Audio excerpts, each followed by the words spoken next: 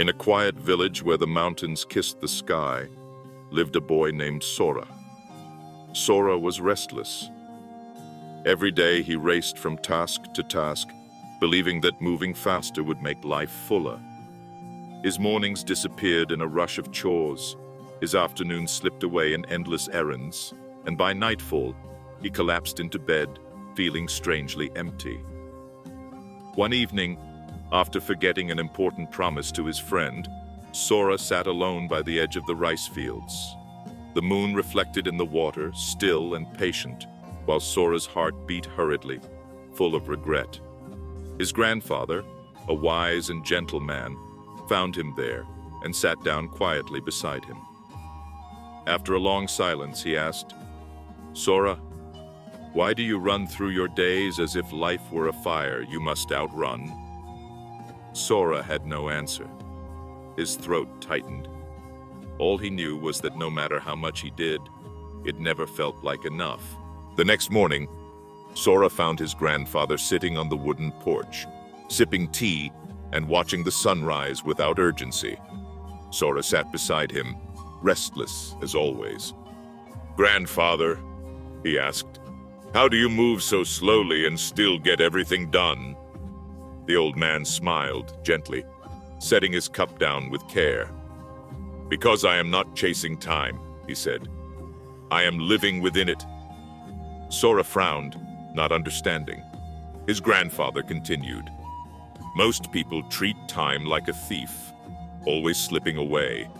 They run after it, trying to catch it. But time is not the enemy. Time is a river. If you chase it, you will drown. If you flow with it, you will find peace."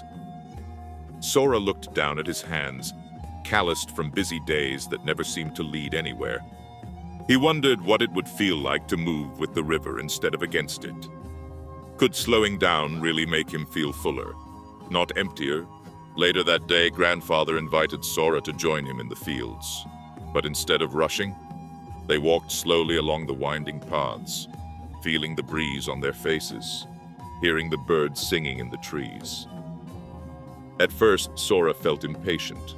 His feet itched to move faster, to get the work done. But Grandfather stopped often, pausing to admire a blooming flower, to listen to the rustle of the leaves. "Notice the world," he said softly. "It's happening now, not later." As they worked together, Sora noticed something strange. Though they moved slowly, deliberately, the work still got finished. Yet unlike before, he didn't feel drained. He felt awake, present, even joyful. That night, lying under the stars, Sora realized he hadn't thought once about what was next. For the first time in a long while, he had simply lived. He wondered if he had spent his whole life missing moments that were waiting quietly for him to notice. If this story helps you see time differently, make sure to subscribe and turn on the bell to join us for more quiet lessons. The following morning, Sora rose before the sun. He stepped outside and felt the cool air brush his skin, carrying the scent of wet earth. Instead of rushing through his chores, he moved slowly, paying attention to each small task. Gathering firewood, sweeping the porch, fetching water, all of it became a kind of silent meditation. He noticed how the wood felt in his hands, how the broom brushed the dust away, how the water shimmered under the early light. Later, as he sat with his grandfather eating a simple breakfast, he realized something powerful. When he was truly present, time didn't feel like it was slipping away. It stretched. It deepened. One quiet moment held more life than an entire day spent rushing. Grandfather, seeing the calm in Sora's eyes, smiled but said nothing. He knew Sora was beginning to understand a lesson that no amount of words could teach. Only living could. Days passed, and Sora's pace continued to change. He no longer measured his worth by how many tasks he completed, but by how deeply he experienced each moment. His friends noticed something different about him. He laughed more easily, listened more deeply, moved with a calmness that felt rare. Some teased him, calling him slow, but Sora only smiled. He knew now that speed was not the same as living. One afternoon, a neighbor frantically asked for his help to fix a broken cart. Instead of rushing into action, Sora knelt beside it, studied it carefully, and fixed it with thoughtful hands. The neighbor, expecting frustration, found only patience. "How did you learn to work like this?" he asked. Sora thought for a moment, then replied, "By realizing that doing something well is better than doing many things quickly." And as he spoke, he felt the river of time flowing not against him, but with him, carrying him forward gently. One evening, as Sora and his grandfather walked through the fields painted gold by the setting sun, Sora asked, "Grandfather, what if I forget again? What if I get caught in rushing like before?" The old man chuckled softly, the sound blending with the whisper of the wind. "You will," he said simply. "We all forget, even I do. But life is kind. It always gives us another moment to return." Sora nodded slowly, feeling the truth of those words settle deep inside. It wasn't about never falling into old habits. It was about noticing when he did, and gently coming back to presence. The river of time didn't punish him for stumbling.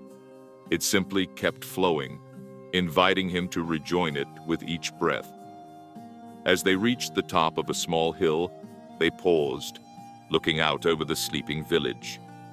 In that stillness, Sora felt no pressure to rush, no fear of falling behind. He belonged exactly where he was.